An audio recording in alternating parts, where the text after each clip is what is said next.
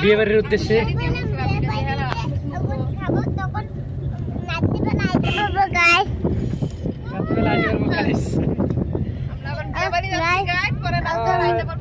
আমরা বেরিয়ে পড়েছি।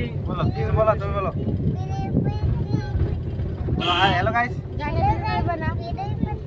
আমরা এখন চৌতার উদ্দেশ্যে রওনা দিলাম।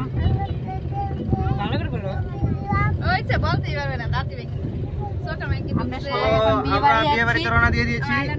আমরা মোটামুটি ফ্যামিলি সহ চলে যাচ্ছি। এই যে অজিত, মোটামুটি 1 ঘন্টার মধ্যে পৌঁছে যাবো বিয়ে বাড়িতে। বিয়ে বাড়িতে গিয়ে তোমাদের সঙ্গে দেখা হবে।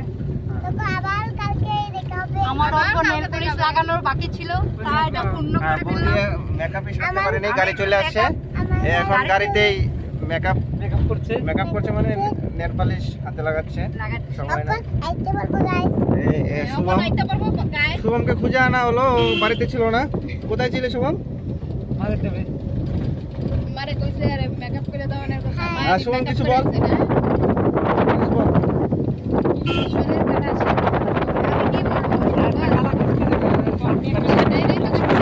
শুভম কেমন খাবি আজকে বিয়ে বাড়িতে গিয়ে?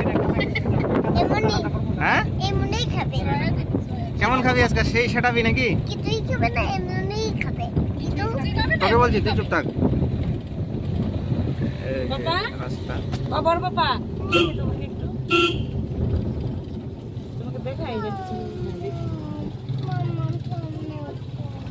সামনে বসতে হবে না বাবা, এখানেই বসে মামার কাছে।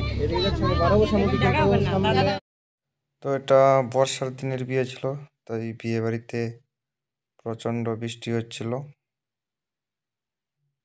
সেই অবস্থা খারাপ। আর আমরা একটা সমস্যায় পড়ে গিয়েছিলাম। বিয়ে বাড়িতে বর্ষার দিনের বিয়েগুলো খুবই অবস্থা খারাপ হয়, খুবই সমস্যা দেখা যায়। আর এটা হচ্ছে আমার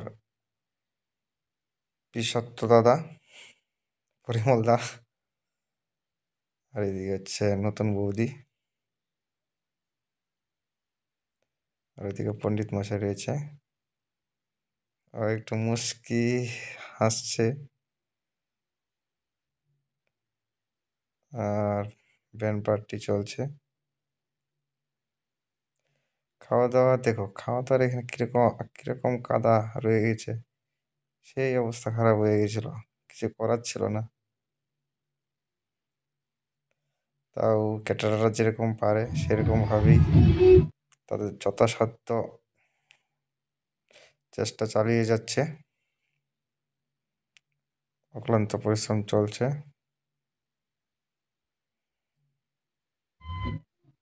আর আমি চলে আসলাম ভাত খেতে। আমার ভাতের থালা, ডাল, ক্যামেরাটা ঠিকঠাক ধরতে পারলাম না, উল্টা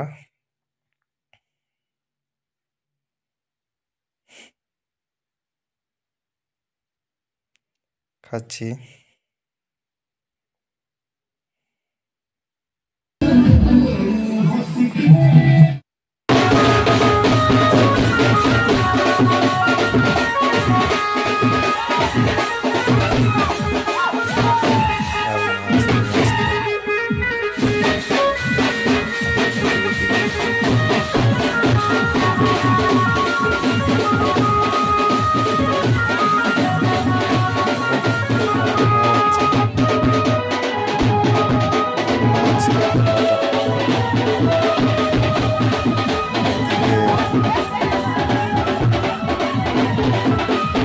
নাচানাচি হচ্ছে,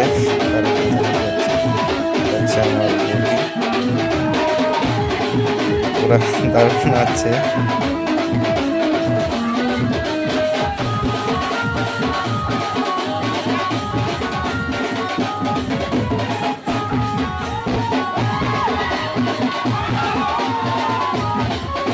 সবাই দারুণ নাচছে,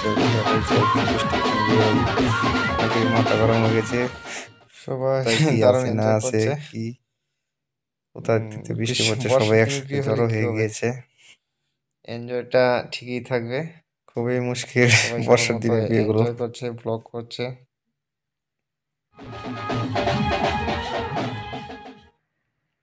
আর এটা হচ্ছে গৌতম।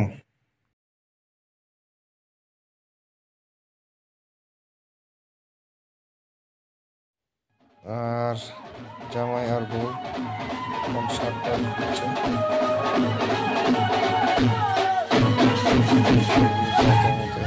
চলছে